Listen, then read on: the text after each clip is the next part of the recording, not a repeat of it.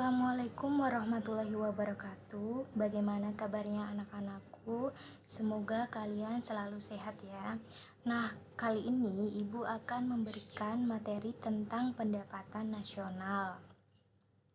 Nah, sebelum kita belajar mengenai pendapatan nasional, Ibu akan menjelaskan tujuan pembelajaran hari ini.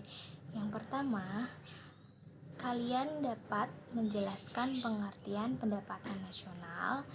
Yang kedua, kalian dapat menganalisis manfaat pendapatan nasional. Yang ketiga, kalian dapat menganalisis konsep pendapatan nasional.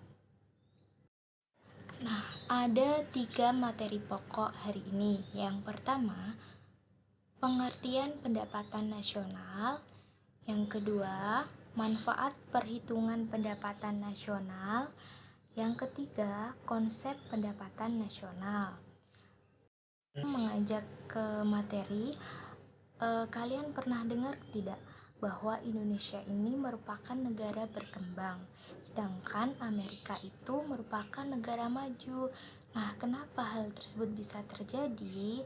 Untuk melihat pastinya kenapa, hari ini kita akan belajar mengenai pendapatan nasional, karena pendapatan nasional itu sangat berpengaruh atau menjadi tolak ukur untuk dijadikan acuan negara tersebut itu dikategorikan negara maju atau negara berkembang. Nah, apa sih sebenarnya pendapatan nasional itu? Nah, di sini ya, pendapatan nasional adalah jumlah seluruh pendapatan yang diterima masyarakat. Dalam hal ini, masyarakat itu merupakan rumah tangga keluarga dalam suatu negara dalam kurun waktu tertentu.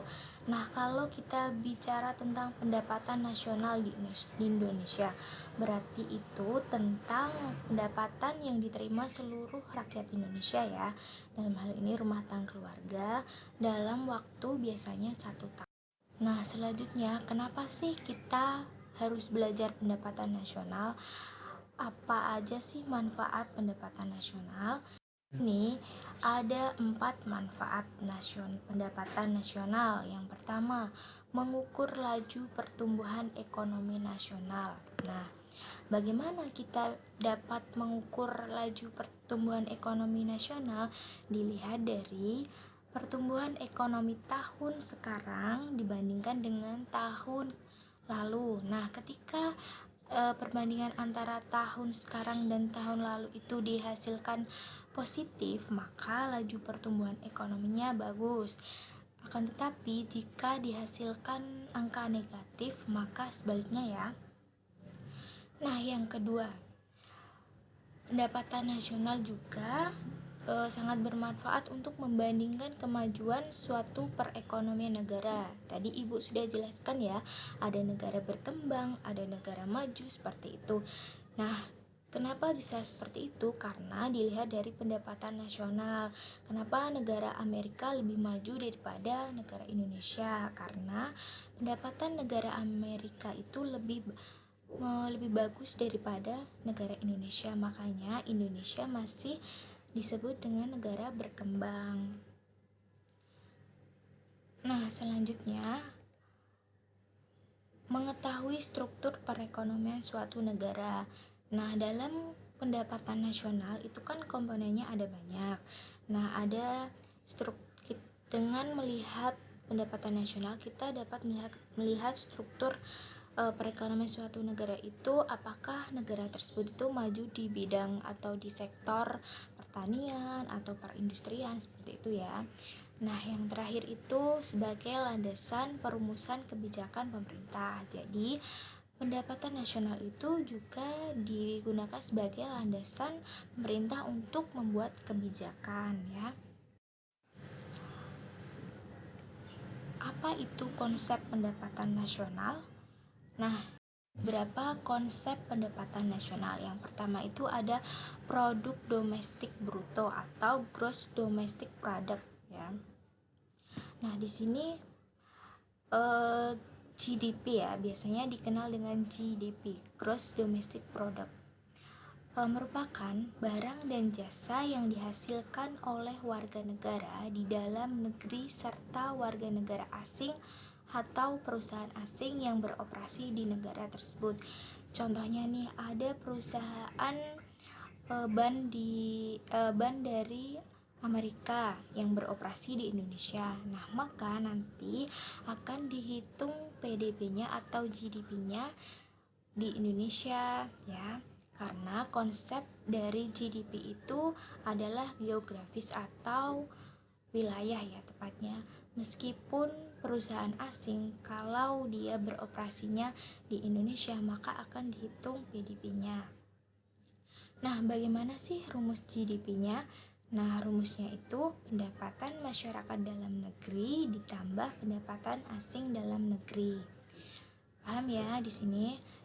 Nah, produk nasional bruto atau GNP. Apa sih itu GNP? Nah, produk nasional bruto itu merupakan barang dan jasa yang dihasilkan oleh warga negara di dalam negeri maupun di luar negeri. Barang dan jasa yang dihasilkan oleh warga negara asing tidak dihitung. Nah, kenapa di sini barang dan jasa yang dihasilkan oleh warga negara asing tidak dihitung? Karena konsep dasar GNP itu adalah kepemilikan atau kewarganegaraan. Meskipun perusahaan itu berada di Indonesia, tapi perusahaan itu milik asing, maka tidak akan dihitung GNP-nya ya. Jadi hanya produk dalam negeri yang dihitung GNP-nya, seperti itu. Produk dalam negeri dan luar negeri yang tentunya milik negara itu. Nah, misalkan negara Indonesia ya. Nah, bagaimana rumus GNP?